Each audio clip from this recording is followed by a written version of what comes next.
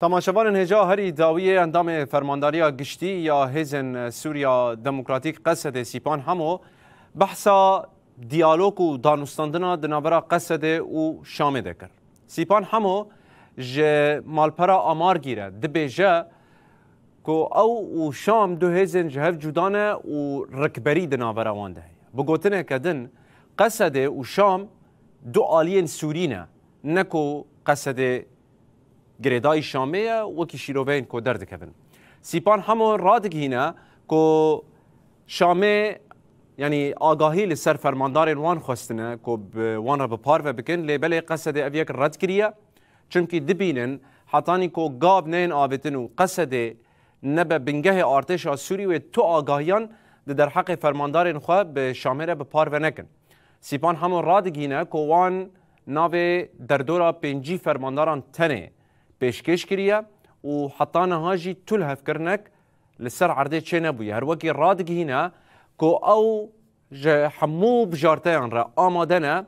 اشارت بروشا شیخ مقصود و اشرفیه دکه که هینا دور پیچ لوی داره بردوامه و پشتراز دکه که قصد هشیاریه ده او شر جیره آماده یه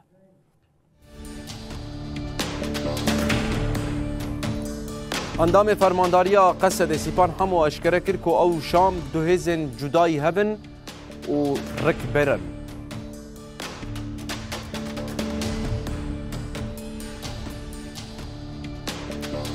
همو دبجه که شام آگاهی لسر فرماندارن قصد خواستنه لی یک نهاتی قبول کرن. اروکی پشتراز کرد که حتی شام اعتراف نکه و قصد نبه بنگه ارتش سوریه و تو آگاهیان در حق فرماندارن خود ندن.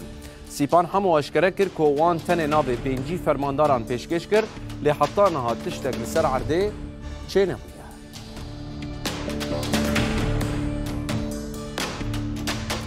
سیپان همو رادهان که وان پیشتیان کریه قصد ببه فیلقه کی تایبت که ناف ده تومن و لیواین تایبت هبن. سیپان همو دست نشان کرد که حتی نها هر دو تاخن کردان شیخ مقصود و اشرفیه دور پیچکرینه و هشیاری دا که اگر پیویز بکه قصده جه شر جیره آماده اما دیار کرد که پیمان ده آدار نلحف کرنا داویه لیبل چارچوبه پیواجوه که نشتیمانیه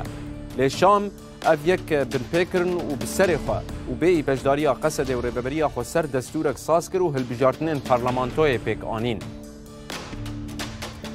اندام فرمانداری قصد سیپان همو گوت که پروژه قصد خود سپیره پررنگی و دموکراسیه و ده همان دمیده نابندی و ستمکاری رد که گرینگ دبینه که سیستم که پارلمانتوی آوا ببه و همو سوریایی